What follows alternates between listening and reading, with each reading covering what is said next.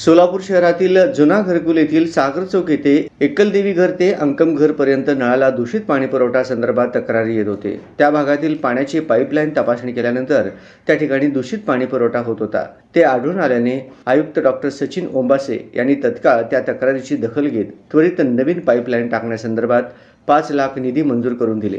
आज महापालिका आयुक्त यांनी जुना विडी घरकुल येथे त्या परिसराची पाहणी केली। त्या भागातील पाण्याचे पाईपलाईनचे काम पूर्ण करण्यात आले असून त्या भागातील नागरिकांनी महापालिकेचे आयुक्त डॉक्टर सचिन ओंबासे यांनी परिसरात पाण्याची पाईपलाईन टाकल्याबद्दल व पाण्याची सोय केल्याबद्दल या भागातील नागरिकांनी त्यांचे आभार मानून त्यांचा सत्कार केला।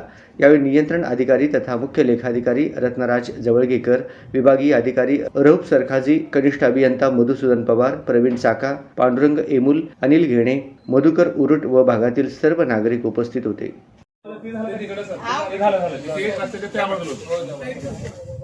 सोलापूर महानगरपालिकेतील सन्माननीय आयुक्त साहेब, सोलापूर महानगरपालिका 2025 च्या विशेष निधीतून खास करून ज्या ज्या ठिकाणी मैला मिश्रित पाणी येत आहे त्या ठिकाणी विशेष लक्ष आयुक्त साहेबांचं आहे।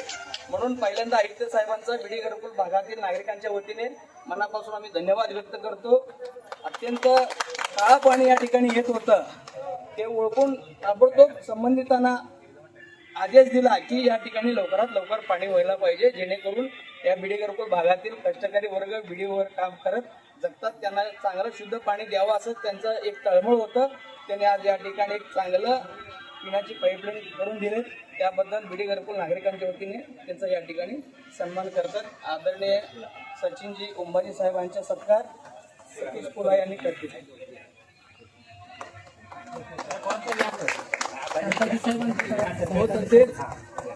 झूम क्रमांक 2 चे विभागीय अधिकारी आमचे सरकारी साहेब यांचा सत्कार, नियंत्रण अधिकारी जवळकर साहेब यांचा सत्कार, या भागातील तसेच झूम क्रमांक 2 चे विभागीय अध्यक्ष, विभागीय अधिकारी सन्माननीय सरकारी साहेब